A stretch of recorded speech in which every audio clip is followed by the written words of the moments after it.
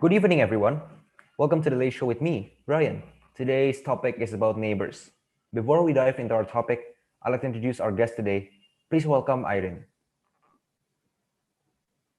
Good evening, Aerin. Thank you for being here today.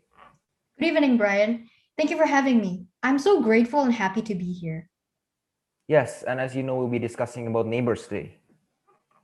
Yes, I'm happy that I'm finally able to talk about this topic. How are you? Not very well. I've been very exhausted lately. Oh, is that so? Yes, I haven't been getting enough sleep. How am I supposed to sleep with such deafening music playing outdoors? Such a pity to hear that. What may be the cause of such disturbance?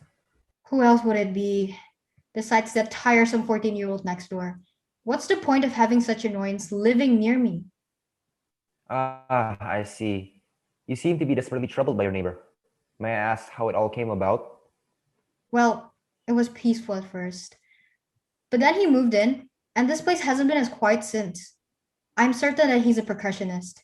But who would expect such reckless behavior? He bangs on his drum at 3 in the morning, and who on earth does that? It seems like you've judged the book by its cover. I strongly advise not to do so. I don't suppose you can determine him as a bad neighbor from just a few days' impression. You're not wrong, but I'm very sure that other neighbors are bothered as well. I strongly believe that almost everyone has a neighbor who is always creating such fuss. They're always so noisy. Don't you have these kind of neighbors as well? Ah, true. Having neighbors may cause drawbacks to be present. Disadvantages are they might disturb you. Some egocentric ones might use the public facilities for themselves, dump garbage off your porch, and many others. At the very most, they might even pick a fight on you. And yes, I'm speaking from first-hand experience. Ah, yes, I couldn't agree more. The thing is, his drums are so loud that I can't hear a single thing.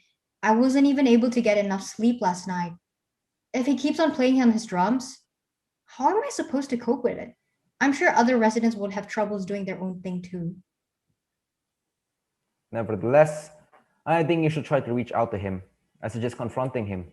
Telling him not to play the music at night is a very commendable solution. You never know if he thinks what he's doing is right.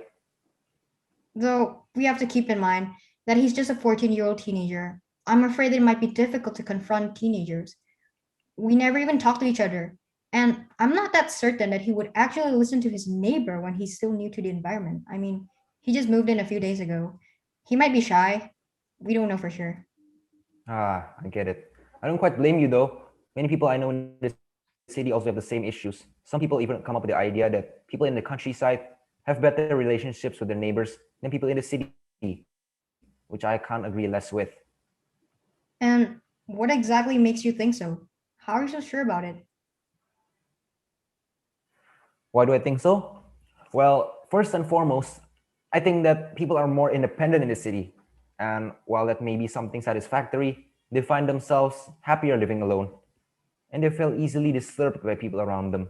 They don't even know the name of their neighbors. On the contrary, we all know how life is so far behind in the countryside, where they have to work together with people nearby to establish a great society.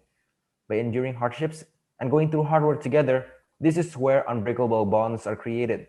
In conclusion, I feel that people from the countryside have better relationships with their neighbors, both from their needs and also them being open minded individuals. And I advocate the people of the citizens to do the same. Well, I guess you can say that. I dare say that people in the countryside make better neighbors than those in the city. I feel that people interact with each other more in the countryside since they live in such enclosed areas.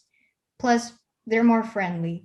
And not only that, but people in the countryside, they actually spend time together and they get to know each other better. Most of them are even understanding and caring. Well, what goes in the micro scale is evident enough in the macro scale. People and countries are no different. We all have neighbors and we need to cooperate for each other's benefits. Existing in mere solitude is not an option. Take a look at countries who attempt to seclude themselves from the outside world.